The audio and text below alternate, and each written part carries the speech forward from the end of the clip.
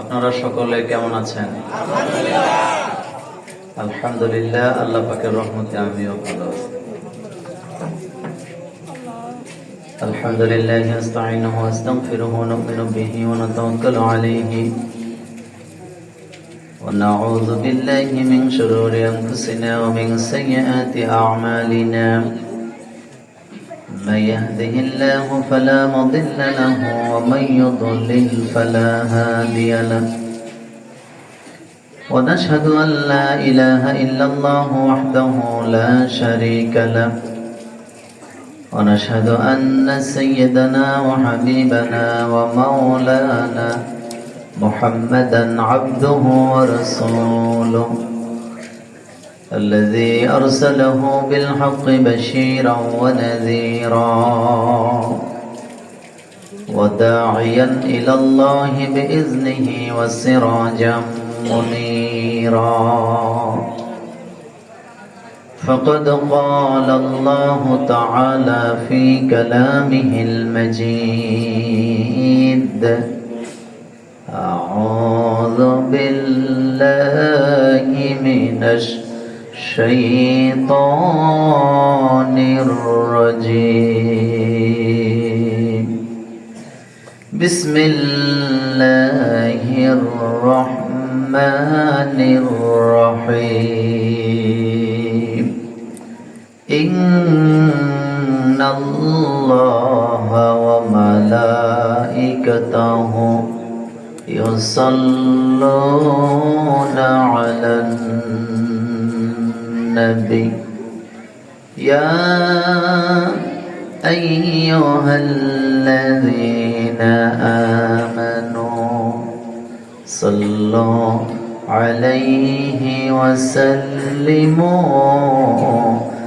تسليما সকলে দরুদ ইব্রাহিম পড়েন اللهم صل على محمد وعلى آل محمد كما صليت على إبراهيم وعلى آل إبراهيم إنك حميد مجيد اللهم بارك على محمد وعلى آل محمد كما باركت على إبراهيم وعلى آل إبراهيم إنك حميد مجيد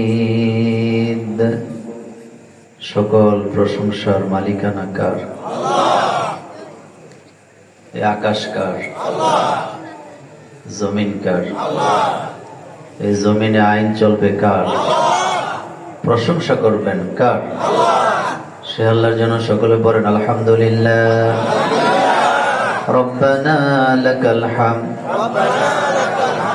হামদান কাসীরান তাইয়িবান মুবারাকান ফীহি। আমরা আমাদের মনিবের দরবারে সেজদা অবনত হয়ে মুনাজাত করছি। আল্লাহ দয়া করে আজকের এই ওয়াজ মাহফিলকে আপনি কবুল করেন। আমিন। এই গ্রামে, এই মহল্লায়, এই অঞ্চলে জানা অজানা নতুন পুরাতন যত কবর আছে আল্লাহ সকল কবরে আযাব মাফ করে দেন। যারা অসুস্থ আল্লাহ তাদেরকে সুস্থতা দান করেন। যাদের জায়গায়, যাদের টাকায়, যাদের পয়সায়, যাদের বুদ্ধিতে, শ্রমে আজকের এই আয়োজন, এই মসজিদ সহ আল্লাহ তাদের জন্য, তাদের আব্বা আম্মার জন্য জান্নাতে ঘর বানায় দেন। যে যত দূর থেকে এসছেন আল্লাহ কদমে কদমে নেক দান করে দেন। সহি সালামতে আবারও বাড়িতে ফিরে যাওয়ার তৌফিক দেন। আজকের এই ওয়াজ মাহফিল পশ্চিম নাগমুদ হাসমাতুল্লাহ নূর জামে মসজিদ ও যুব সমাজ এলাকাবাসীর উদ্যোগে এটি 10ম বার্ষিক ওয়াজ ও দোয়ার মাহফিল। সভাপতিত্ব করছেন সর্বজনাব বিশিষ্ট ব্যবসায়ী ও সমাজসেবক মোহাম্মদ আব্দুল জলিল পাটোয়ারি সাহেব, বিকম অনার্স এম.কম। আজকের প্রোগ্রামে আমন্ত্রিত মেহমান মোহাম্মদ শাহনেওয়াজ মন্টু, অণুজীব বিজ্ঞানী, মোহাম্মদ আবু ইউসুফ, বাশার মকসুদি বিশিষ্ট ব্যবসায়ী, জনাব মোহাম্মদ হুমায়ুন কবির বরবাড়ি ফ্রান্স প্রবাসী, Mohammad Imran Hussain LLB honours, LLM advocate, Joskot, Lakshmipur. আজকের প্রোগ্রামের সৌজন্যে আছেন নাগমত সূর্য তরুণ ক্রীড়া সংগঠন সংঘ ও পাঠাগার। আজকের প্রোগ্রামে কথা বলেছেন হযরত মাওলানা আনোয়ার হোসেন সাহেব, হযরত মাওলানা আব্দুর রহমান আখুন্দাজ, হাফেজ মাওলানা আব্দুল হান্নান। আমার আগে যিনি লম্বা সময় কথা বলেছেন, হাজার হাজার আলেমের ওস্তাদ, আমাদের মাথার তাজ, এই বাংলাদেশের একজন বিশিষ্ট লেখক ও গবেষক হযরত মাওলানা সাইফুল্লাহ মনির হাফিজাহুল্লাহ। বিশেষ আকর্ষণ রংধনু শিল্প গোষ্ঠী। আল্লাহ আপনি সকলকে কবুল করেন। দেখেন, মাহফিলের বয়স 10 বছর। বলেন কয় বছর?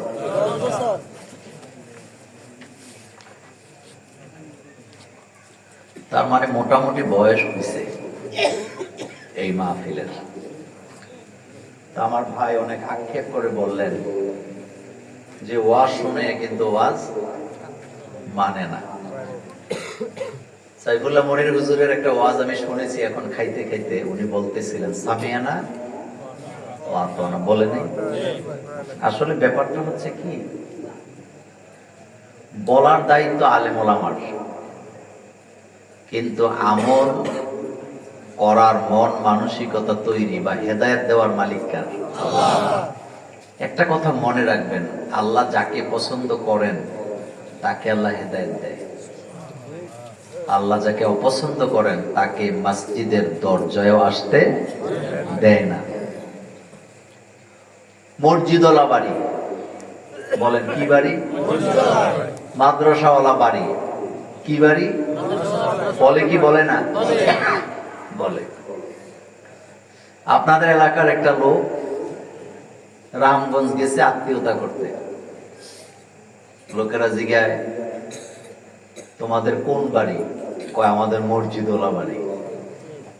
তোমাদের কোন বাড়ি? কয় মাদ্রাসাওয়ালা বাড়ি, কিন্তু নিজে নামাজ পড়ে না। এই রকমের বাটপার আমাদের এই এলাকায় নাই?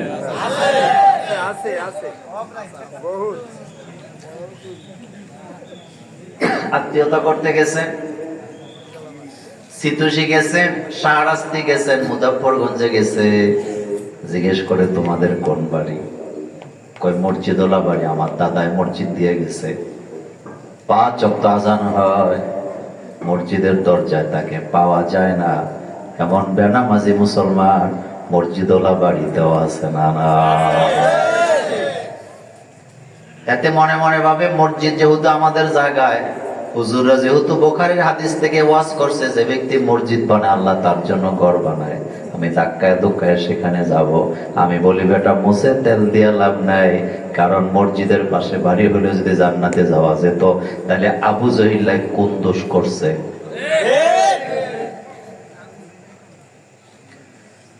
আবু জাহিলের বাড়ি কাবাগরের কাছে নাকি মুহাম্মদ সাল্লাল্লাহু আলাইহি ওয়াসাল্লামের বাড়ি কাবার কাছে? আসতে কইছেন।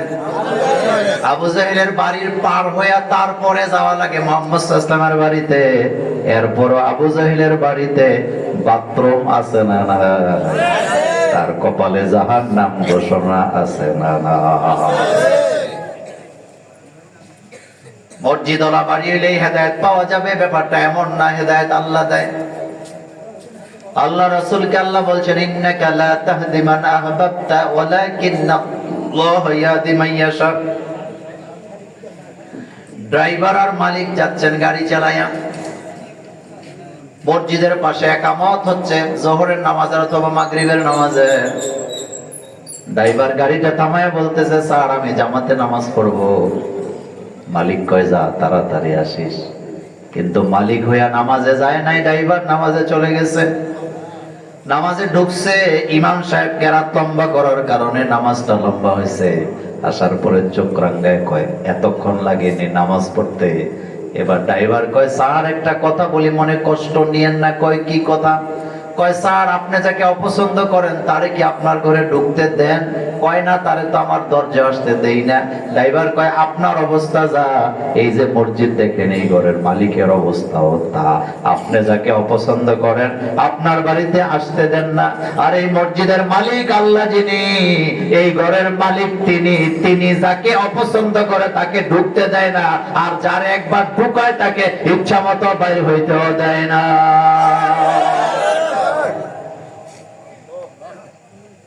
আবু জাহিল, আবু লাহাব, উতবা, সায়েবা, মুগিরারা রাসূলের কাছাকাছি বাস করছে, কিন্তু কালিমা নসিবে হয় নাই। হাবশী গোলামকে আল্লাহ কালিমা পড়ায়া ইসলামের প্রথম মুয়াজ্জিন বানায় দিছে। তাহলে হেদায়েত কে দেয়? আমার কথা কষ্ট পাইেন না আপনারা।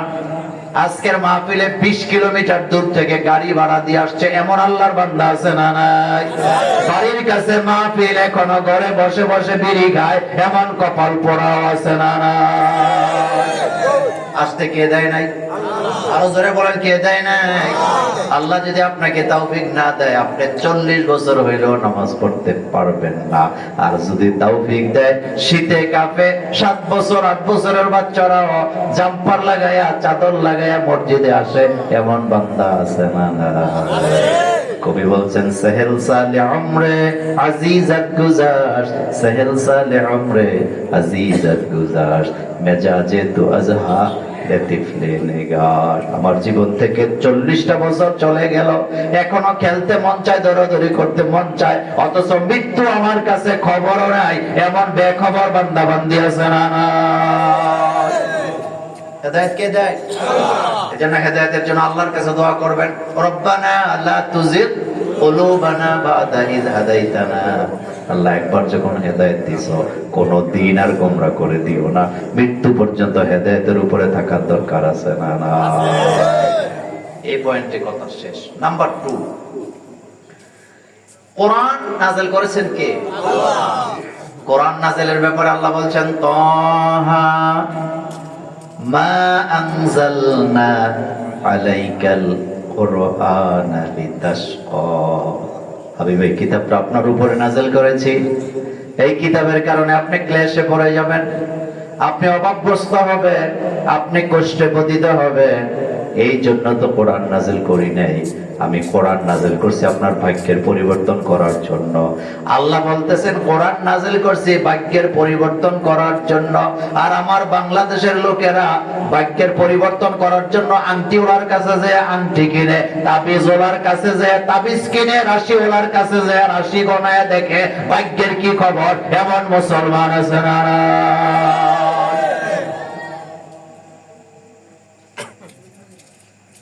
আংটিওয়ালার কাছে যায়, আংটিওয়ালায় 5 টাকা থেকে শুরু করে 5000 টাকা পর্যন্ত আংটি বিক্রি করতেছে, পাবলিসিটি করতেছে। এমন আংটি আমার লাখপতি হয়ে যাবেন, কোটিপতি হয়ে যাবেন। অকলিজার যুবকেরা, তুমি এটা কেন বুঝো না? আংটি দিয়ে যদি মানুষ কোটিপতি হইতে পারতো, তাইলে যেতে আংটির ব্যাপারী করে, হকারি করে, হেতে ইলন মাস্কের চাইতেও বেশি ধনী হওয়ার কথা ছিল কি ছিল না? তকদিরের পরিবর্তন কে করে? আল্লাহ। হেতে এক মাইয়ারে পছন্দ করছে, ভিজে ভিজে ঘুরতেছে, পাত্তা দেয় না হেতেরে। হেতে গেছে তাবিজের লেগে, এমন তাবিজ দিবেন পাগলা তাবিজ যেন বাইরে হয়ে আসে। আমি বলি বেটা, তোর মতো বোকাকে দুনিয়াতে আছে নাকি? তাবিজ তোমার কইরা যদি সুন্দর নারীরা ভাগায় না বিয়ে করা যাইতো, তাহলে বাংলাদেশের কবিরাজ গুলা নায়িকাদেরকে বিয়ে করে ফেলতো। বাংলাদেশে একটা নায়িকা আছে, নাম বলে পরিম। কথা কোনটাকে কি নাম? আচ্ছা এখন বলেন, আপনাদের লক্ষ্মী এটা কোন জেলা? লক্ষ্মীপুরে কবিরাজ আছে না নাই? কুমিল্লা কবিরাজ আছে না নাই? দিনাজপুরেও কবিরাজ আছে না নাই? খুলনাও কবিরাজ আছে না নাই? এখন লক্ষ্মীপুরের কবিরাজও পছন্দ করছে পরিমণিরে, কুমিল্লার কবিরাজও পছন্দ করছে পরিমণিরে, দিনাজপুরের কবিরাজও এটারই পছন্দ করছে। খুলনার কবিরাজও এটারই পছন্দ করছে। এখন বলেন তো কবিরাজ কয়জন, কিন্তু মানুষ কয়জন? এখন কোন দিকে যাবে? কলেজার যুবক, ভাগ্যের পরিবর্তন আল্লাহ ছাড়া কেউ করতে পারে না। কারণ তাকদীরের উপরে আমরা ঈমান এনেছি, ওয়াল কদরি খাইরিহি ওয়া শাররিহি মিনাল্লাহি তাআলা। আমার ভাগ্যের পরিবর্তন করার ক্ষমতা কার? আমার জীবনে ভালো মন্দ যা হয় সবটাই আল্লাহর পক্ষ থেকে আসে। এইজন্য আমি তাকদীরের উপরে ঈমান এনেছি। আমার তাকদীর, আমার ভালো করার ক্ষমতা একমাত্র আল্লাহ। আল্লাহ ছাড়া কেউ ভালো করার ক্ষমতা নাই। যারা শাহজালাল মাজারে যাইয়া বাচ্চা চায়, দোয়া করে, সিন্নি দেয়, মান্নত করে, তারা যদি বুঝতো এবং জানতো যে শাহজালালের কাছে যাইয়া বাচ্চা চায়, ওই শাহজালালের নিজেরই কোনো বাচ্চা নাই। মনোযোগ আছে আপনাদের? শাহজালালের নিজের কি নাই? উনি আপনার বাচ্চা দিব কেমনে? বাচ্চা দেওয়ার ক্ষমতা কার? এই জন্য ইব্রাহিম আলাইহিস সালাম বাচ্চা চাইছে কার কাছে? তার আমার বাংলাদেশের মহিলারা বাচ্চা চাই ল্যাংটার কাছে। আমি মোল্লা নাজিম সাইফুল্লাহ মনিররা যত ওয়াজি করি না কেন, আপনাদের এলাকায় 3 রাস্তার মোড়ে যদি একটা ল্যাংটা পাগল হইয়া বসতে পারে, আর এলাকার 4টা যুবক যদি পাবলিসিটি করতে পারে, এই ল্যাংটায় যা পানি পড়া দেয় তাই কাজে লাগে।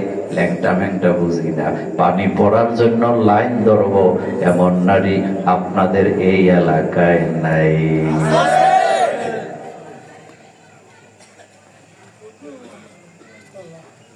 দাজ্জালের ফিতনা থেকে মুক্তি চাইতেন মুহাম্মদ সাল্লাল্লাহু আলাইহি ওয়াসাল্লাম। আল্লাহ রাসূল বলতেন, আল্লাহুম্মা ইন্নী আউযু বিকা মিন ফিতনাতিদ দাজ্জাল ওয়া ফিতনাতিন নিসা।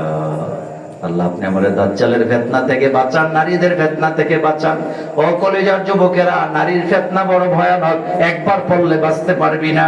ও কলিজার যুবকেরা, দাজ্জালের ফিতনা আরো ভয়ানক। দাজ্জালের ফিতনা থেকে বাঁচা এত সহজ হবে না। আল্লাহ তাকে রহমতের চাদর দিয়ে ঢেকে দিবেন, বেঁচে যাবে। আল্লাহর রহমত না থাকলে বাঁচার কোনো রাস্তা নাই।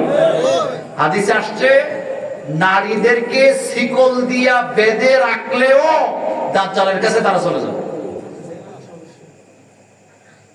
আমার কলেজার ভাইয়েরা, কথা বলছিলাম তাকদীরের পরিবর্তন করার ক্ষমতা কার? ভাগ্য বদলায় কে? এই কথাটা আল্লাহ বলছেন, তাহা মা আনজালনা আলাইকাল কুরআনা লিতাশকা। হাবিবে, কোরআন আমি আপনার উপরে নাযিল করেছি, আপনি ক্লেশে পড়বেন, অভাবগ্রস্ত হবেন, ক্ষতিগ্রস্ত হবেন, এই জন্য আমি কোরআন নাযিল করি নাই। কোরআন নাযিল করেছি ভাগ্যের পরিবর্তন করার জন্য। তার মানে বোঝা গেল, বাংলাদেশের মানুষ নয়, সারা পৃথিবীর সমস্ত মানুষের ভাগ্যের যদি পরিবর্তন করতে হয়, আল্লাহর কোরআনের আইনের দরকার আছে না নাই?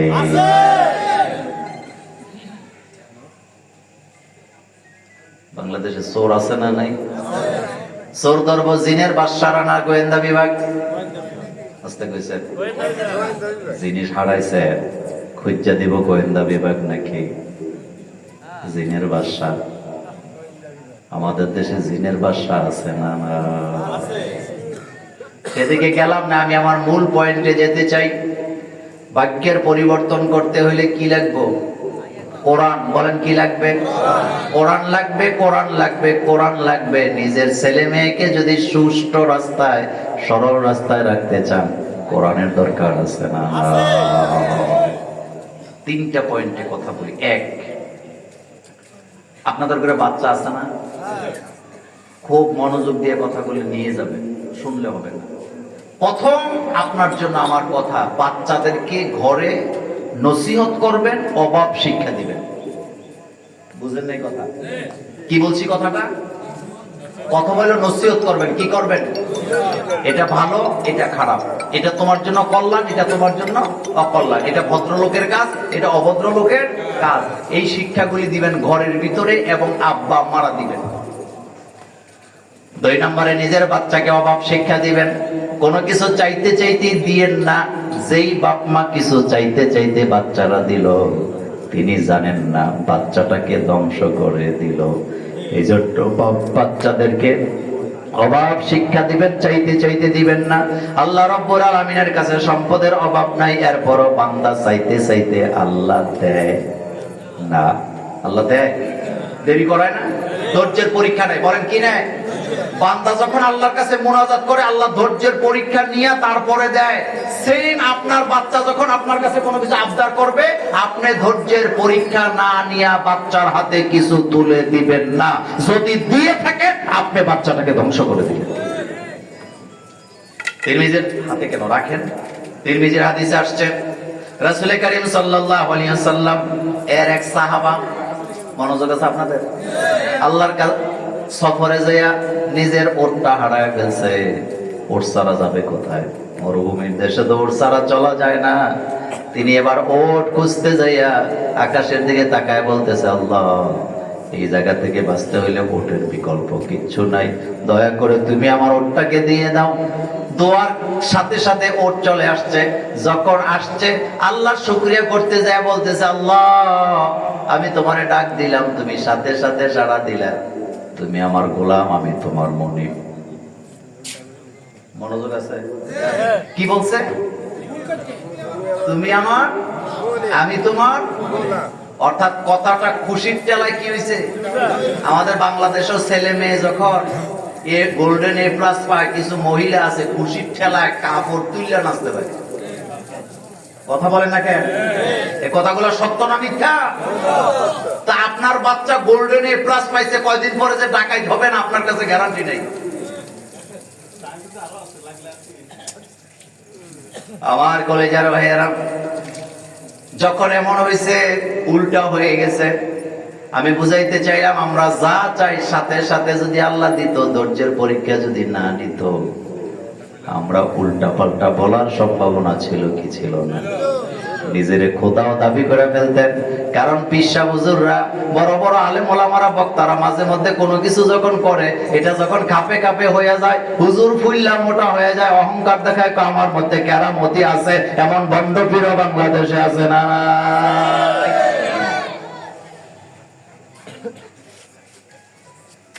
এজন্য ধৈর্যের পরীক্ষা নেয় আল্লাহ, সাথে সাথে দেয় না। আপনার বাচ্চাটা যখনই যা চাইবে আপনি দিবেন না। যদি অভাব শিক্ষা দিতে পারে, আমি মোল্লা নাজিম লিখিত দিয়ে যাব, এই বাচ্চাটা মানুষ হবে। আর একটা কাজ করবেন, বাচ্চা অবস্থায় তাকে নসিহত করবেন। হযরতে লোকমান হাকিম তার ছেলেকে নসিহত করতেছে, ইয়া বুনাইয়া লা তুশরিক বিল্লাহ ইন্নাশ শিরকা লাযুলমুন আযীম। বাপে ছেলেরে নসিহত করছে, আল্লাহর কাছে ভালো লাগছে। এইজন্য লোকমান হাকিমের নসিহতগুলা কোরআনুল কারীমে আছে না? আছে। আহারে কি বাপ, ছেলেরে ডেকে বলে, ইয়া বুনাইয়া আকিমিস সালাত, ও ছেলে নামাজ কায়েম করো, ওয়ামুর বিল মারুফ, ভালো কাজের আদেশ করো, মন্দ কাজ থেকে মানুষকে ফিরাও, অসবির আলা মা আসাবাক, যখন তুমি সমাজের জন্য ভালো কাজ করতে যাবা, তোমার উপরে বিপদ আসবে, মুসিবত আসবে, হতে পারে তোমাকে হত্যাও করা যেতে পারে, তারপরও ধৈর্যহারা হওয়া যাবে না। খারাপ কাজে বাধা দিলে বিপদ আসে না? কথা কোন না কেন? বিপদ আসে না? আপনাদের এলাকায় গাঁজাখোর আছে না নাই? জুয়ারি আছে না নাই? কালকে সকালে বাধা দিয়ে দেখেন আপনার বিরুদ্ধে কেমনে দাঁড়ায়। অথচ আল্লাহর নবীকে আল্লাহ কোরআন দিয়ে জানায় দিয়েছে, লোকমান হাকিম তার ছেলেকে নসিহত করছে, আপনি আপনার উম্মতকে এই নসিহতগুলো জানায় দেন। অসবির আলা মা আসাবাক, ও ছেলে, বিপদ আসবে, মুসিবত আসবে, যখন তুমি সমাজে কাজ করতে যাবা, তুমি ধৈর্য ধারণ করো, ধৈর্য ধারণ করো। তাহলে ধৈর্যটা যদি আপনি ছোটবেলা শিক্ষা দিতেন, একটা চিপস চাইছে, আপনি কিন্তু 10টা দিয়ে দেন। মা বাপ আপনাদের এলাকায় নাই? কথা কোন না কেন? নাই। আপনি তাকে সাথে সাথে দিবেন না, তাকে ধৈর্য শিখাবেন। আপনি ধৈর্য শিখান নাই, ভবিষ্যতে আপনিও ধ্বংস, আপনার বাচ্চাও ধ্বংস।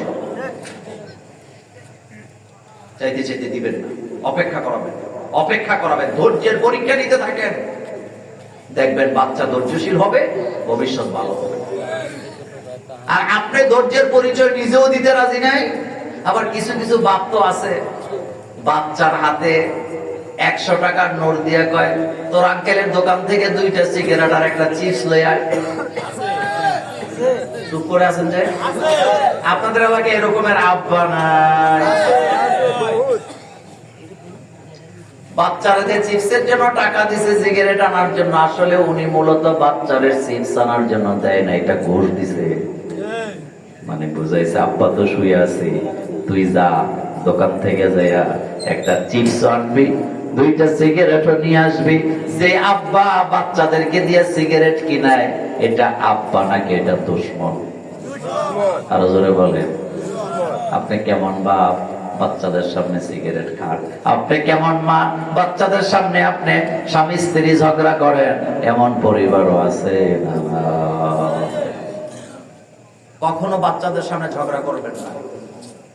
আপনি আপনার বাচ্চাদের সামনে কখনো ঝগড়া করেন নাই, তার মানে হলো এই বাচ্চাগুলা যতদিন বেঁচে থাকবে তারা তাদের সন্তানদের সাথে পর্যন্ত এই নসিহত করবে, আমরা আমাদের আব্বা আম্মাকে জীবনে ঝগড়া করতে দেখি নাই, আমরাও স্বামী স্ত্রীরা ঝগড়া করি নাই, তোমরাও করবা না।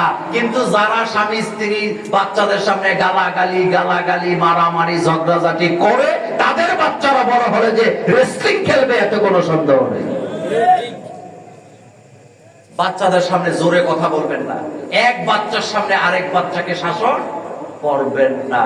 আর আমার বাংলাদেশে মসজিদে যদি বাচ্চারা যায় নামাজ পড়তে গেলে, একজন মুরব্বী ডিউটির দায়িত্ব নেয় বাচ্চা দৌড়ানোর জন্য মসজিদের থেকে। এমন মুরব্বী আমাদের অঞ্চলে নেই।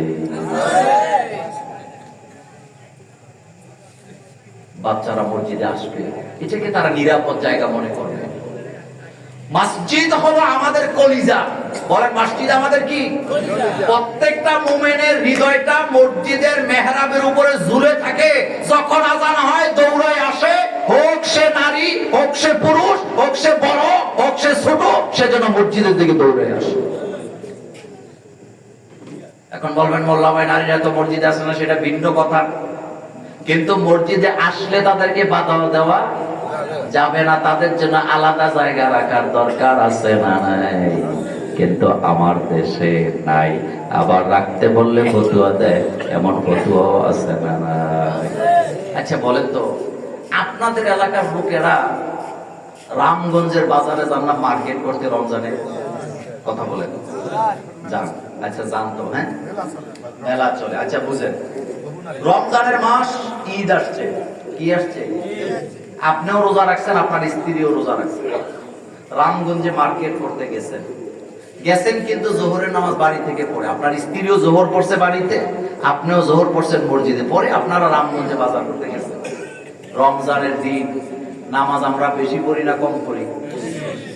যখন রামগঞ্জের বাজারে গেছে, যাওয়ার পরে মার্কেট করতে করতে আসরের নামাজের আজান দিছে। কিসের আজান? আরো জোরে বলেন। যখন জামাতের টাইম হয়েছে, স্ত্রীর হাতে সবগুলা ব্যাগ উঠায় দিয়া স্বামী বলতেছে, তুমি এনে দাঁড়াও, আমি নামাজটা পড়ে আসি।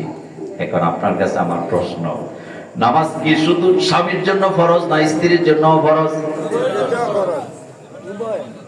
ফরজটা কি সমান সমান না একটু তারতম্য আছে? কোনো পার্থক্য ছিল নাকি? কিন্তু মহিলাটা নামাজ কেন পড়তে পারলো না? কারণ রামগঞ্জে মহিলাদের জন্য মসজিদে জায়গা নেই।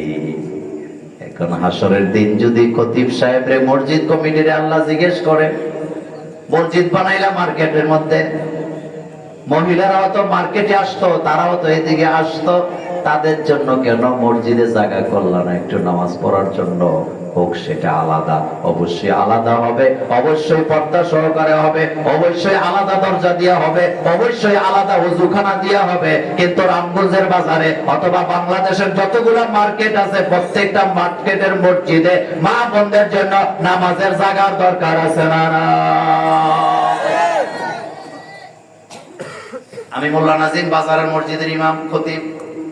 আমার যদি আল্লাহ হাসরের ময়দানে ধরে, মোল্লা এত বাহাদুরি দেখাস, কত মহিলারা নামাজ পড়তে এসব পায় না এই জায়গা, তুই কেন ব্যবস্থা করলি না?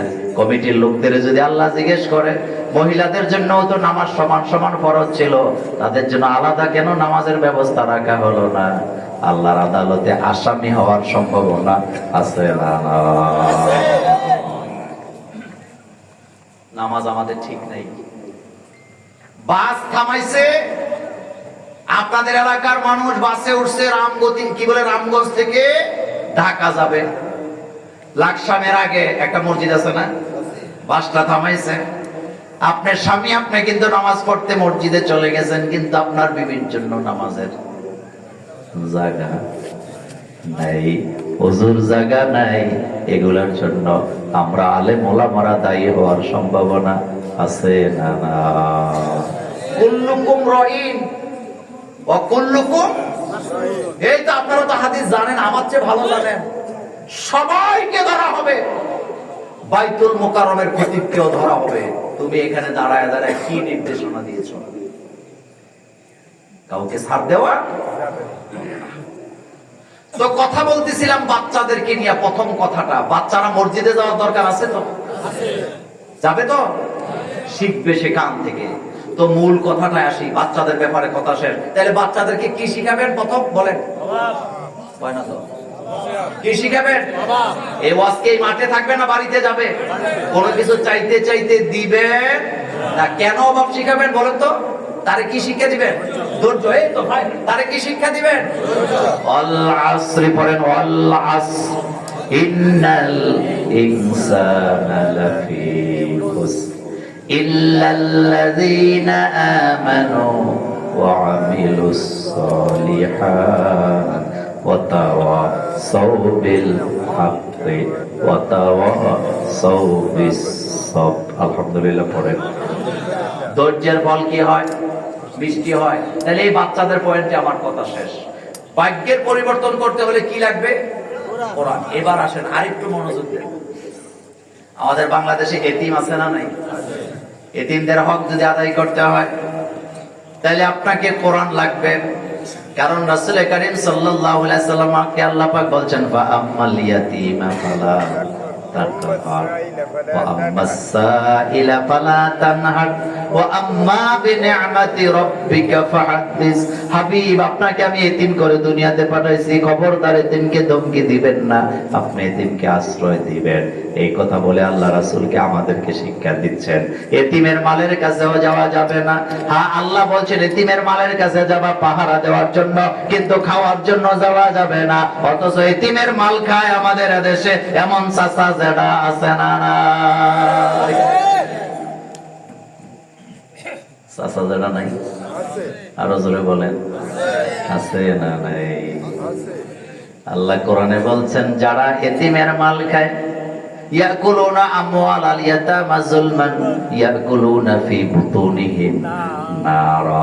যারা এতিমের মাল খায় তারা পেটের ভিতরে জাহান্নামের আগুন ঢুকায়। যে সমস্ত চাচা জেঠারা এতিমের মাল মারে, বাড়িটা বেশি বেশি দখল করে রাখছে, ঠকায় দিয়েছে, তারা জাহান্নামের আগুন পেটের ভিতরে ঢুকাইছে। আবার এতিমখানার হুজুর যদি এতিমখানার ছাগলের গোশত অর্ধেকটা বাচ্চাদেরকে খাওয়ায় বাকিটা বাড়িতে নিয়ে যায়, ওইটা বোধহয় জাহান্নামের আগুন হবে না? কথা কি বলবো? এই জন্য আমার অনেকে পছন্দ করে না, আমি নাকি ঠোঁট কাটা। আচ্ছা, আপনার কাছে আমার একটা প্রশ্ন, এতিমখানায় আমাদের ভাই একটা খাসি দিছে, কি দিছে? কাদেরকে দিছে? কথা কন না কেন? এটা খাইব কে? কিন্তু এটা জব করে সেটা মাদ্রাসার সভাপতি ঢাকার থেকে আইছে 5 গাড়ি দিয়া।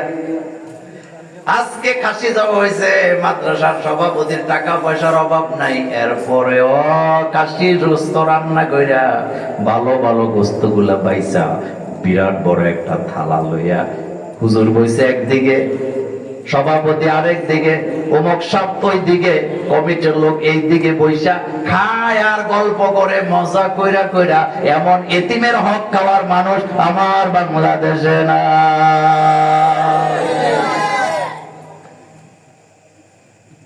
বাঁচবেন কেমনে? বাঁচার কোন রাস্তা নাই। আমাকে গালি দিয়ে লাভ নাই। আপনার রব বলেছেন এতিমের মাল খায় যারা জাহান্নামের আগুন পেটে ঢুকায় তারা। এটা বক্তা হোক, আলেম হোক অথবা সভাপতি হোক, যারা এতিমের মালে হাত দেয় তাদের পেটের ভিতরে জাহান্নামের আগুন আছে না? রাসূল জন্মের আগে বাপ হারাইছে, জন্মের পরে মা হারাইছে। রাসূলকে এতিমের সর্দার বলা হয়। কবি কি সুন্দর করে বলেছেন, বুলাও বুলাও হস্ত এতিমের শিরে, দুলাবালি জেড়ে দাও খোলো কাঠা ধীরে। দেখো যদি এতিমের বলিন বদন নিজের সন্তানের দিকে তাকায়ও না, তখন আমার কথায় কষ্ট পাইয়েন না। আমার দেশে যেই বাচ্চার বাপ পাওয়ারফুল, টাকার অভাব নাই, পয়সার অভাব নাই, ওই বাচ্চাকে কোলে নেওয়ার মতো লোকের অভাব নাই, চকলেট দেওয়ার মতো লোকের অভাব নাই। কিন্তু যেই বাচ্চার বাপ নাই, টাকা নাই, এতিম, ওই বাচ্চাকে 10 টাকা দেওয়ার লোক খুঁজে পাওয়া যায় না। 3টা ভাই, 2টা ভাই বড় লোক, একটা ভাই একেবারে গরিব। কিছু কিছু ফুফু আছে, আত্মীয় স্বজন আছে, যখন বেড়াইতে আসছে, যারা সম্পদশালী তাদের বাচ্চাদের কান্দে লয়ে লয়ে ঘুরে। কিন্তু ওই যেটা গরিব, যেটা এতিম বাচ্চা, ওই বাচ্চার দিকে তাকাবার মতো মন মানসিকতাও নাই, এমন আত্মীয় স্বজন আমাদের নাই। হযরত আবু হুরায়রা বলেন,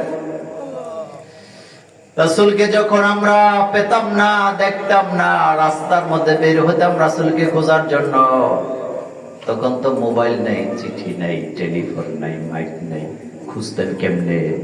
বুখারীতে হাদিস আসছে, আবু হুরায়রা বলেন, আল্লাহ রাসূলকে আমরা খুঁজতে বাইরে হইতাম, রাস্তায় রাস্তায় ঘুরতাম, আল্লাহ রাসূলকে না পাইলে বাচ্চাদের মাথা চেক করতাম, যেই বাচ্চার মাথার মধ্যে আতরের ঘ্রাণ পাওয়া যেত, আমরা সেদিক দিয়ে রাসূল গেছে এটা মনে করে নিতাম।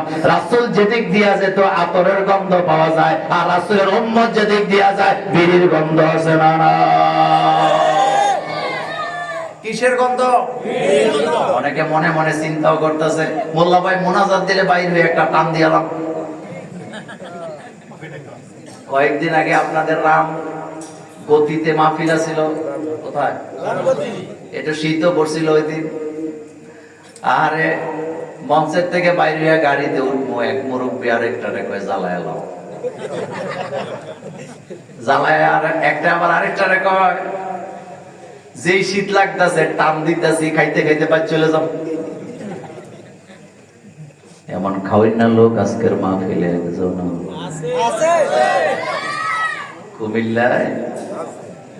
কুমিল্লার এক ট্রাফিক মোড়ে একটা দোকান আছে, তা আমি ওই দোকানের সামনে দাঁড়ায় আছি, একটা স্টোর।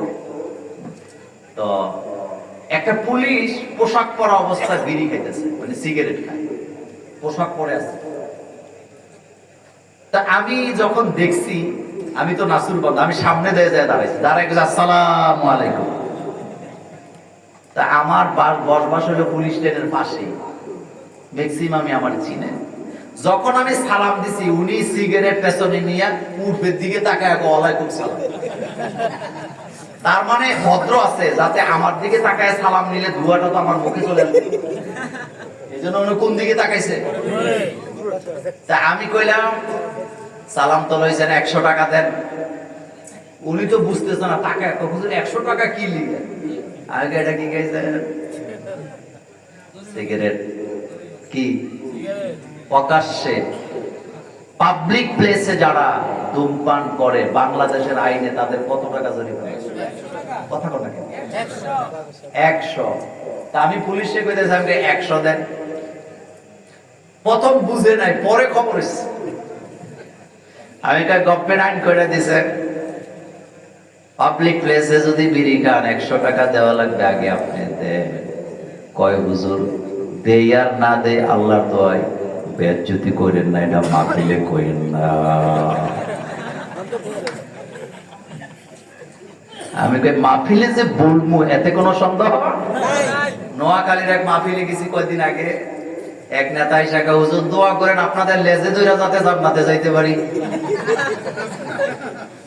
তা আমি বললাম ভাই বুঝা গেছে যারা জান্নাতে যাবে তাদের একটা করে লেজও থাকবে।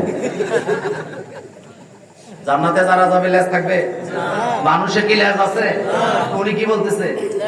এরকম কিছু মা বোন আছে ছেলেরে মাদ্রাসায় পড়ায়, ছেলেরে হেফজ খানায় পড়ায়, কিন্তু নিজে নামাজ এমন আছে। আমি একবার এক জানাজায় গেছি, তো আমার এক দুলাভাই জাহাঙ্গীরনগর বিশ্ববিদ্যালয়ের প্রফেসর ইংলিশের। তো তো জানাজায় দাঁড়াইছি, তখন ছাত্র জীবনের কথা। উনি আমারে বলতেছে, এত মানুষ মাদ্রাসায় দিছো কেন? আমি বললাম মানে? কম কম মাদ্রাসায় করবা, এলাকার সব দাওয়াত একজনে খাবা। তো ছাত্র জীবনের কথা আমি বলতেছি, দুলা ভাই আমাদেরকে তো আল্লাহ দাওয়াত খাওয়ার জন্য মাদ্রাসায় পড়তে বলে না, দাওয়াত দেওয়ার জন্য বলছে। আলহামদুলিল্লাহ উনি এখন খুব ভালো পথে আসছে। হেদায়েতের মালিক কে? আল্লাহ। কিন্তু ওনার তখনকার মন মানসিকতাটা বুঝিনি আপনি। কি বলতেছে? মানে কম কম পড়বা, মানে এক দুইজন আলেম হইবা, সারা এলাকার দাওয়াত খাইবা। আচ্ছা বলেন তো, আলেম ওলামা আল্লাহকে আমাদেরকে দাওয়াত খাওয়ার জন্য দুনিয়াতে পাঠাইছে না দাওয়াত দেওয়ার জন্য? কথায় তো আসতে বলেন, কি করার জন্য? আল্লাহ বলছে উদউ ইলা সাবিলি রাব্বিকা বিল হিকমা, দাওয়াত দেও না খাও, দাওয়াত দেও না খাও। আর আমরা বেশি নিছি কোনটা? এই যে ভাইয়ের জ্বালাটা কিন্তু আমি বুঝছি, আমি যে বুঝি না এটা না। আপনি দাওয়াত দিবেন বেশি, খাবেন কম, আর আপনি খাবেন বেশি, দিবেন কম, আপনার বারাকা চলে যাবে। কারণ দাওয়াত দেওয়ার জন্য আমাদেরকে দুনিয়াতে পাঠাইছে কে? আল্লাহ। এক মুরব্বী হুজুর তার ছোট বাচ্চারা লয়ে গেছে দাওয়াত থেকে। এটা হলো মানুষ মরলে একটা খানা আছে না আপনাদের এলাকায় নাই? তো দাওয়াত খাইতে গেছে, খাওয়াবেন এটা আপনাদের ব্যাপার, ওইটা নিয়ে আমার কথা নেই। তো দাওয়াত খাইতে গিয়া খানা তো মাশাআল্লাহ অনেক ভালো, একেবারে কি নাই সব আছে। তো খাওয়ার পরে একটু পরে মুনাজাত হবে, রূহের মাগফিরাত কামনা করে। বাচ্চা তার বাপেরে বলতেছে, আব্বা এটা কিসের খানা খাইলেন? কারণ খানারও অনেক ধরন আছে না। বাপ কানে কানে কয়, বাবা রে মানুষ মরছে হেলিকপ্টারে। যখন দোয়া শুরু হয়েছে সবাই দোয়া করতেছে, আল্লাহ অমুকের বাপেরে জান্নাত দিয়ে দাও, অমুকের মায়ের জান্নাত দিয়ে দাও। আর বাচ্চা উপরের দিকে হাত তুলে বলতেছে, আল্লাহ আবার মরুক আবার খাবো, আরেকবার মরুক আবার খাবো। তার মানে বোঝা গেছে মানুষ মরলেই। তো আপনার কাছে কি মনে হয় যে মানুষ মরলেই খাওয়ানোর জন্য ইসলাম আসছে? আপনি ভুল। আপনি মুসাফিরকে খাওয়াবেন, এই অর্ডার কার? আল্লাহ। এত আসতে বলবেন, এই অর্ডার কার? আল্লাহ। আপনি এতিমকে খাওয়াবেন, এই অর্ডার কার? আল্লাহ। আপনি মিসকিনকে খাওয়াবেন, এই অর্ডার কার? কিন্তু আপনি জিয়াফত খাওয়াবেন, এই অর্ডার একটাও কোরআন হাদিসে নাই।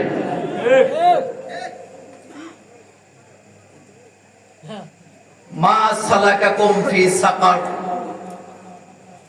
জাহান্নামীদেরকে জাহান্নামে যখন নেওয়া হবে ফেরেশতারা বলবে, মা সালাকাকুম ফি সাকার, কেন জাহান্নামে যাও? এটা তো বড় খারাপ জায়গা।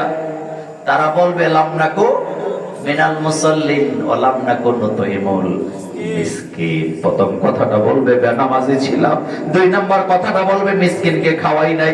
আল্লাহ কোরআনে হাদিসে রাসূল, কোরআনে আল্লাহর হাদিসে রাসূল বারবার বলছে, এতিমকে খাওয়াও, মিসকিনকে খাওয়াও, মুসাফিরকে খাওয়াও, এতিমকে খাওয়াও, মিসকিনকে খাওয়াও, মুসাফিরকে খাওয়াও। এগুলা না খাওয়ায়া চেয়ারম্যান মেম্বার আর হুজুর করে খাওয়ায়া জিয়াফত করে, এমন জিয়াফত আছে না? জিয়াফতের খানা এটা হলো মান্নতের খানা, অথবা এটা হলো সাদাকা। বলেন এটা কি? তা আমার ভাই কি সাদাকা খেতে পারবে? আপনাদের এলাকার চেয়ারম্যান কি সাদকা খাইতে পারবে? আমি মোল্লা নাজির কি সাদকা খাইতে পারবো? আপনাদের হেডমাস্টার কি সাদকা খেতে পারবে? তো খাইতেছে যে। কালকে সকালে এই হুজুরা দাওয়াত দিও না, খানা বন্ধ করে দিচ্ছে। জিয়াফত দিবেন, সৎকার খানা, গরিবেরা খাবে, মিসকিনেরা খাবে, মুসাফিরে খাবে, এতিমে খাবে। আমি মোল্লা নাজিমের কোনো আপত্তি নেই। কিন্তু জিয়াফতের খানা কইরা গরিব মিসকিনরে দাওয়াত দেয়, ঠিক গরিব মিসকিনরে খাওয়ায় খের কুটা, আপনারা কি বলেন, খেরের উপরে বিছায়া, আর চেয়ারম্যান আর হুজুররা খাওয়ায়, নেতারা খাওয়ায় টেবিলের উপরে বসাইয়া। এমন জিয়াফত আমাদের রামগঞ্জে না। কথা কি বলবো? কথা কি বলবো? যে চেয়ারম্যানটা খাওয়াইতেছেন হে বেটা সদকা খাওয়াই না, হইলো কবে? আবার জুমার দিনে খানার আয়োজন বলবো কোন দিন? কোন দিন? জুমার দিন। জুমার দিন আমাদের জন্য কত গুরুত্বপূর্ণ। রাসূল বলছেন, এক জুমা থেকে আরেক জুমা যত গুনাহ আছে কাফারা আদায় হয়ে যায়। 40টা গরু জবাই করে জিয়াফতের দাওয়াত দিছে জুমার দিনে। 40টা গরু সারা রাত রান্না বান্না হয়েছে, 40টা গরু খাওয়াইতে কমপক্ষে 500 ভলেন্টিয়ার লাগে, খাদিমদার লাগে। সকাল 8টা বাজে হুজুর রাইসা খানা স্টার্ট করে দিয়ে গেছে, বিকাল 5টা পর্যন্ত খানা চলে। এই 500 লোকের একটাও জুমার নামাজে যায় নাই, এমন যে আপদ আছে না? 40টা গরু নয়, 40,000 গরু জব করে খাওয়াইলে এক বেলার এক রাকাতের জুমার নামাজের সমান হবে না। ইযা নুদিয়া লিস-সালাতি মিন ইয়াউমিল জুমআহ ফাসআউ ইলা যিকরিল্লাহ। আল্লাহ বলেন জুমার নামাজে যখন আযান দিবে জুমার দিনে, ফাসআউ দৌড়াইতে থাকো ইলা যিকরিল্লাহ, আল্লাহর জিকিরের জন্য। আর আমার দেশের যত খানা, যত জিয়াফত, যত অনুষ্ঠান কোন দিন? আরো জোরে বলেন। ছেলে বিয়ে দিবে তাও জুমার দিন, মেয়ে বিয়ে দিবে তাও জুমার দিন, পোলা পাইনের অন্য কথা কোন? আহা, এটারে কি কয়? আচ্ছা, এই খানা তো আপনারা খান না? আচ্ছা, খাইয়েন, কিন্তু আমি আপনাকে জিজ্ঞেস করি, আমার কথা আপনি মানলে মানেন, না মানলে না, আপনার ব্যাপার, কিন্তু কথাটা বুঝেন। এই যে খতনা, এটা কি প্রকাশ্য কাজ না গোপনীয় কাজ? আসতে কইছেন, এটা গোপনীয় কাজ না, কিন্তু আপনি প্রকাশ করতেছেন আমার পোলা নুনু কাছে আয়ো খাইয়ে যাও। তার মানে এটা হলো নুনু কাটার খানা। মরার যেমন খানা আছে, নুনু কাটারও কি আছে? আর একটা জঘন্য খানা আছে, হিন্দু ধর্ম থেকে আনছে, এটা হলো হামেলা হয় যখন, 9 মাসের সময় হাদি খাওয়ায় তখন।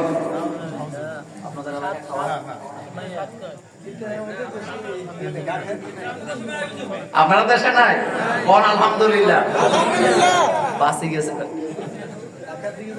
না? আমার কুমিল্লা আছে, আমাদের কুমিল্লা আছে। 9 মাস যখন হয়, এটার নাম দিয়েছে হাদি খাওয়ায়।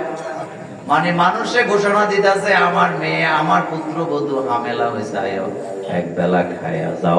প্রত্যেকটা খানা নোংরামি, এগুলা কখনো ইসলামের খানা হতে পারে না। আমি বারবার বুঝাই দিয়ে গেলাম, খাওয়াবেন এতিমকে, খাওয়াবেন মিসকিনকে, খাওয়াবেন মুসাফিরকে। হ্যাঁ, মুসাফির যদি গ্রামের বাড়িতে কোটিপতি হয়, এরপরও আপনি মুসাফিরকে খাওয়া দিবেন। মুসাফিরের জন্য সাদাকা খাওয়া জায়েজ করেছেন কে?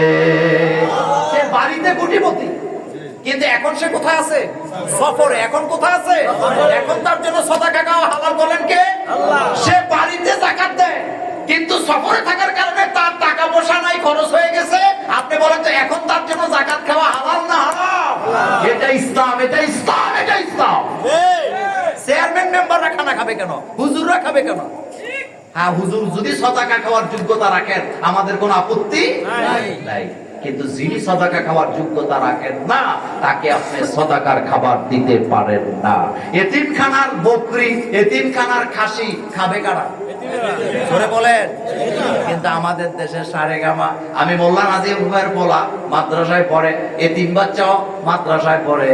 যখন খাসি আয়ে তখন খানা আমার ছেলে যেটা খায়, এতিমরেও সেটা খাওয়ায়। কথা বল না কেন? খাওয়ায় না? তা আমার ছেলের জন্য সাদাকা খাওয়া জায়েজ হবে? এগুলো চলে না তো? এতিমের মাল খাওয়া যাবে না। ওই যে বলতেছিলাম এতিমের ব্যাপারে, বোলাও বোলাও হস্ত, এতিমের শিরে ধুলাবালি ছেড়ে দাও, খুলো কাটা দিলে। দেখো, যদি এতিমের মলিন অবদান, নিজের সন্তানের দিকে তাকায়ও না কখন।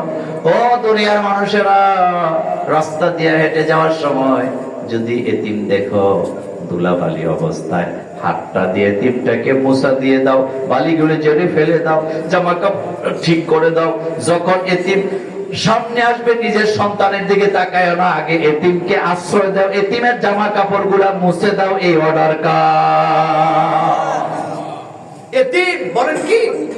এতিম, এতিম, এতিমের ব্যাখ্যা বুঝি না।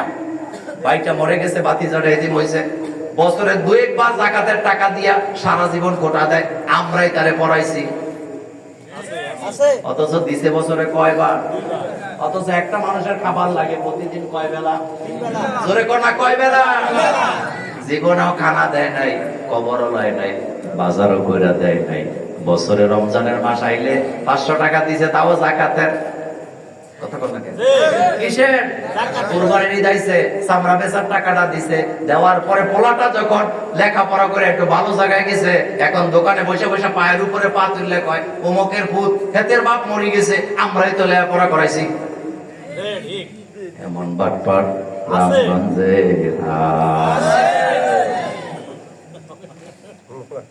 কথা কি গায়ে লাগে?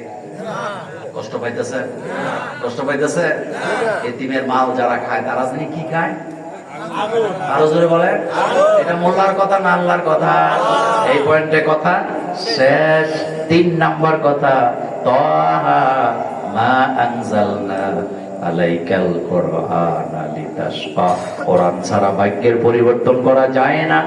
এই কথাটা যদি ছেলে মেয়েরে শিক্ষা দিয়ে থাকেন, অকদা রব্বুকা আল্লাহ তা'বুদু ইল্লা ইয়্যাহু ওয়া বিল ওয়ালিদাইনি ইহসানা, এটা যদি শিশু বয়সে বাচ্চাকে শিক্ষা দিয়ে থাকেন, বুড়া বয়সে আপনার ভাগ্যের পরিবর্তন হবে। এই বাচ্চাগুলা কখনো আপনাকে বৃদ্ধাশ্রমে দিবে না।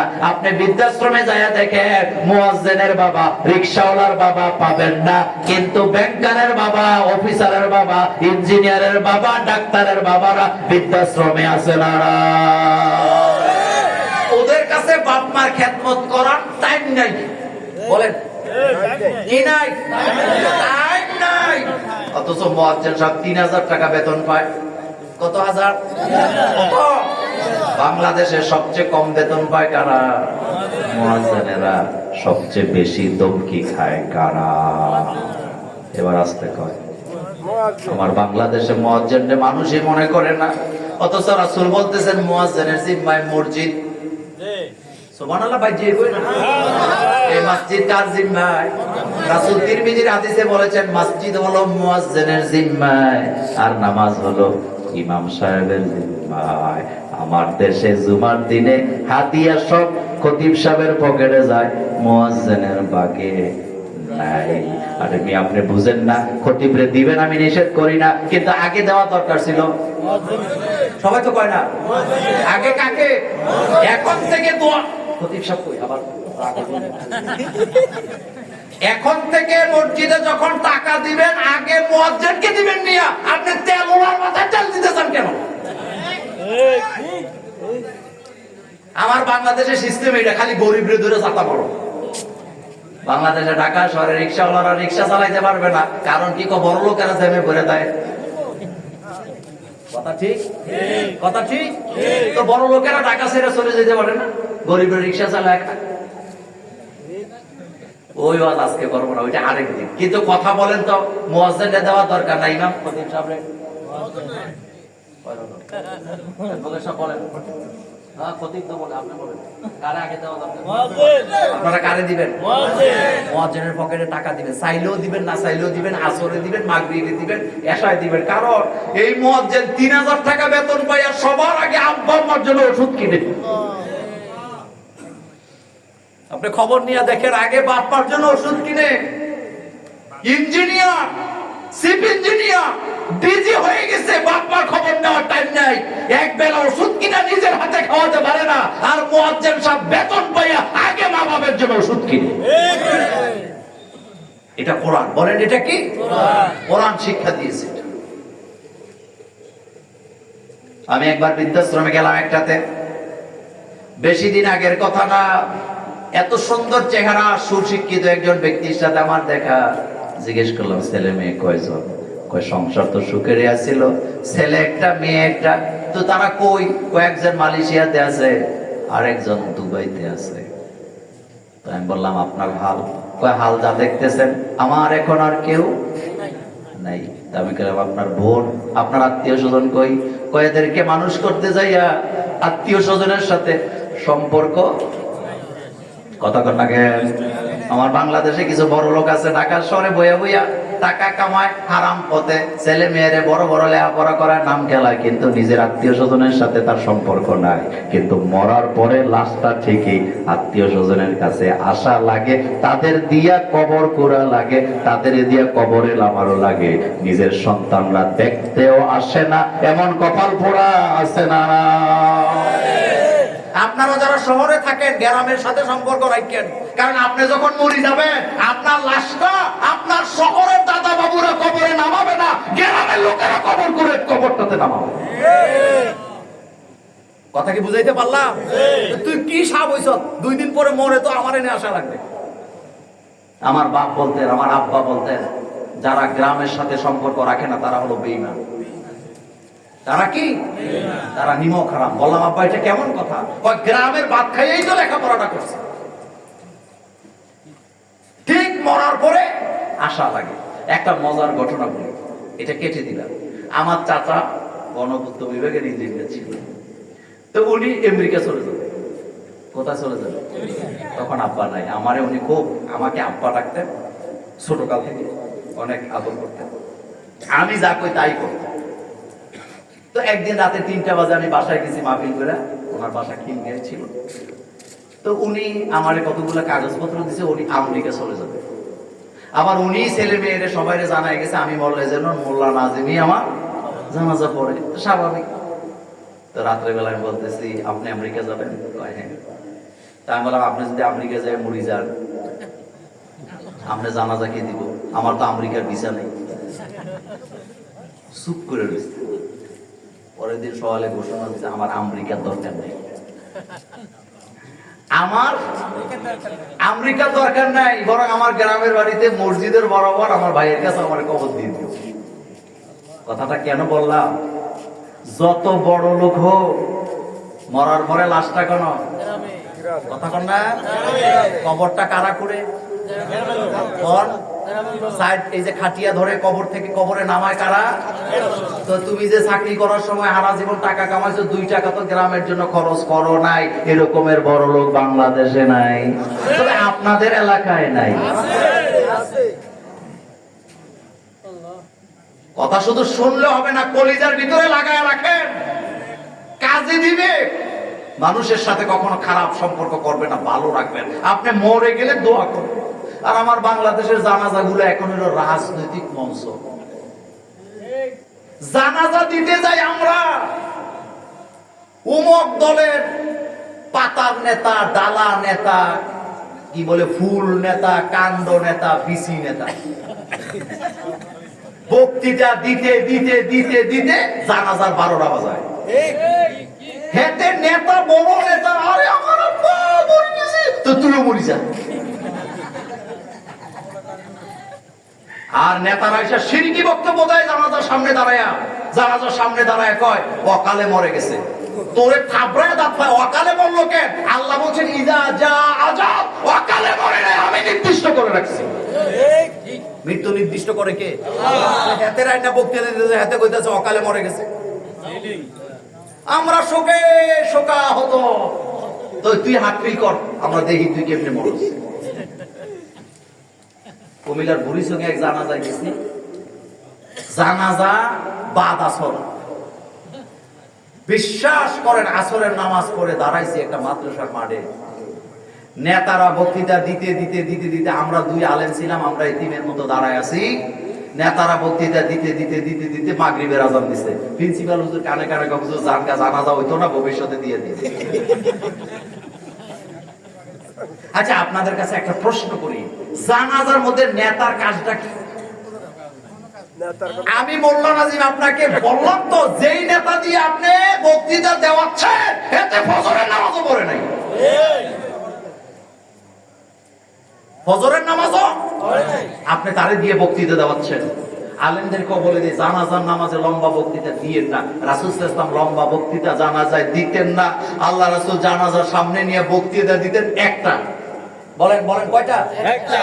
আল্লাহর নবী যখন জানাজা দিতে দাঁড়াতেন একটাই ওয়াজ করতেন, যিনি মারা গেছেন তিনি কি ঋণগ্রস্ত ছিল কিনা। রাসূল বলতেন যদি ঋণ থাকে আমি ঋণগ্রস্ত লোকের জানাজা পড়ব না ততক্ষণ, তোমাদের মধ্য থেকে কেউ ঋণের দায়িত্ব নিবা না যতক্ষণ।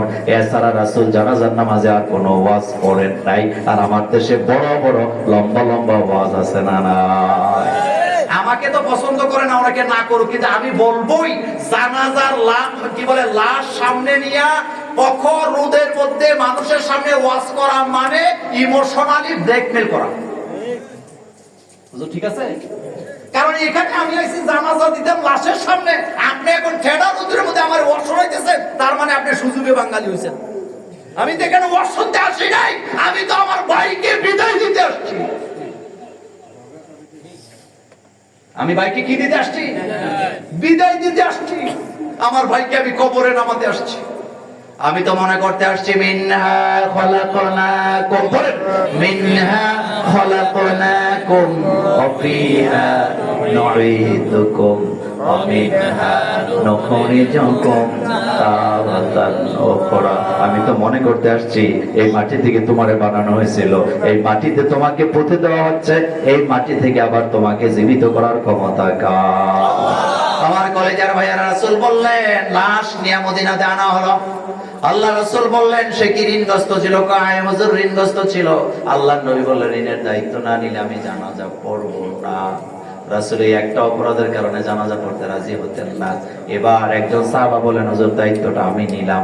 আল্লাহর নবী জানাজা দিলেন। পরের দিন ফজরের নামাজের পরে আল্লাহ রাসূল বললেন তুমি কি তোমার ভাইকে ঋণ মুক্ত করেছো?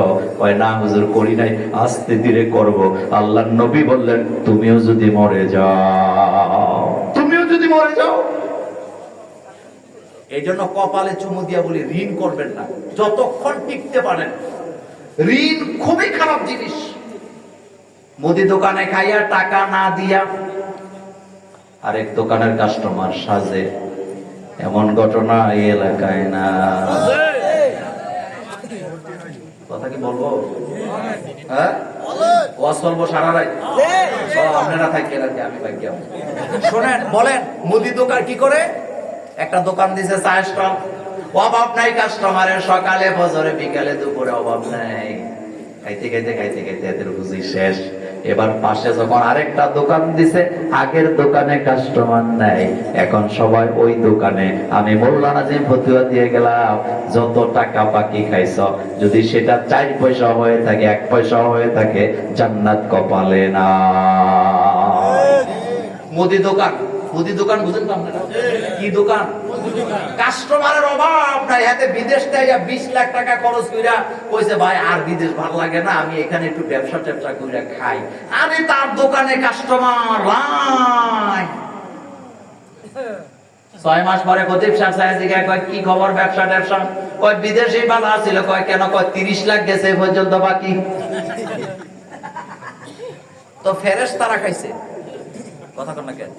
নাই বাকিগুলা ফেরেশতারা খাইছে। কারা খাইছে? হ্যাঁ, এই বাকিগুলা জিনেরাও খায় নাই, ফেরেশতারাও খায় নাই, এই বাকিগুলা আমার এলাকার মুসল্লিরাই খাইছে। যেই মাত্র পাশে আরেকটা দোকান খুলছে, এখন আর আগের দোকানে কাস্টমার নাই। কথাগুলো সত্য না মিথ্যা? এখন ওই দোকানে সব চলে গেছে। এবার হেতে যখন টাকা খুঁজতে যায়, কয় দেবো নিস কালকে পরশু, এমন করতে করতে দেয় না দেয় না, হেতে আর জিততে খুঁজে না। এমন জিনিস নাই। এই মাসালাটা বলে আলোচনাটা শেষ করি। আচ্ছা বলেন তো, দান করলে সওয়াব বেশি না হাওলাত দিলে সওয়াব বেশি? কর্জে হাসানাতে সওয়াব বেশি না দান করলে? দান করলে 1 গুণ, কর্জে হাসানা দিলে 8 গুণ। সুবহানাল্লাহ পাইছি, আলহামদুলিল্লাহ পাইছি। কর্জে অর্থাৎ হাওলাত দিলে কয় গুণ? ছাত্র জীবনে এই হাদিস বুঝিলে যে এইটা কি হাওলাত দিছে সে তো এটা পাবে, কিন্তু 8 গুণ কেন? পরে বড় হয়ে যখন টাকা হাওলাত দিছি তখন বুঝছি টাকা হাওলাত দিছি একবার, এরপরে টাকা আদায় করতে জুতা ক্ষয় করছে আরো 7 বার। তো আগের 1 আর 7 মিলায় 8 হয়েছে। আল্লাহ তো আগেই জানে হাওলাত দিলে জুতা থাকতো না, এই জন্য জুতার টাকার ব্যবস্থা করছে কে? আল্লাহ হলো সূক্ষ্ম বিচারক। কি বিচারক? আল্লাহ তো জানে উনি হাওলাত দিলে আর জোরে জুতা ক্ষয় হবে না যতক্ষণ টাকা পাওয়া যাবে না। এই জন্য আল্লাহ কয় যা তোরে আমি 8 গুণ আগে দিয়ে রাখলাম। বাংলাদেশে এখন অবস্থা এমন, হাওলাত চাইলে এই জন্য টাকা পাওয়া যায় না, কিন্তু সুদে চাইলে অভাব হয় না। আরো জোরে বলে নিজের টাকা আরেকজনের নাম দিয়া সুদে লাগায় এমন মুসল্লি নেক্সট শুরুতে ধোঁকাবাজি বাংলাদেশে না। ভাগ্যের পরিবর্তন হবে না ততক্ষণ, কোরআন দিয়ে দেশ চলবে না যতক্ষণ।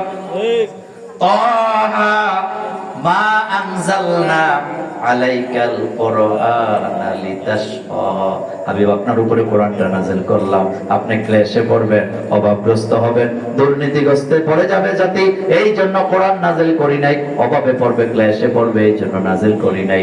নাযিল করেছি ভাগ্যের পরিবর্তন করার জন্য। তাইলে ভাগ্যের যদি পরিবর্তন করতে হয়, সব জায়গায় কোরআনের দরকার আছে না? আল্লাহ যেন আমাদেরকে কবুল করেন। আমরা বলি আমিন। নামাজ আজান দিলে কোথায়? আরো জোরে কর না। ফজরের নামাজের দাম আল্লাহর কাছে বেশি না কম? ফজর যারা পড়ে আল্লাহ তাদেরকে আলাদা 10টা পুরস্কার দেয়। কয়টা? 10টা। তার ভিতরে সবচেয়ে বড় পুরস্কার হলো যারা ফজর পড়ে তাদের রিজিকের কোনো অভাব থাকে না। তিরমিজির আরেকটা হাদিসে রাসূল বলছেন সকাল বেলার কাজে আল্লাহ ডবল বারাকা দান করেন। আপনাদের এলাকায় কৃষি কাজ, মাটি কাটার কাজ যারা করেন, বলেন তো সকালের 1 ঘন্টা কাজ আর দুপুরের 1 ঘন্টা কোনটা বেশি? কোনটা বেশি? এই জন্য ফজর পরে যারা বরকত পায় তারা, বলেন ফজর পরে যারা বরকত পায় তারা। আল্লাহ যেন আমাদেরকে কবুল করেন। আমরা বলি আমিন। আমার কলেজের ভাইরা, ইনশাআল্লাহ আবারও দেখা হবে অন্য কোনো দিন, অন্য কোনো মাঠে, অন্য কোনো আলোচনা নিয়ে। সে পর্যন্ত আল্লাহ আমাদের সকলকে ভালো রাখুক। সকলে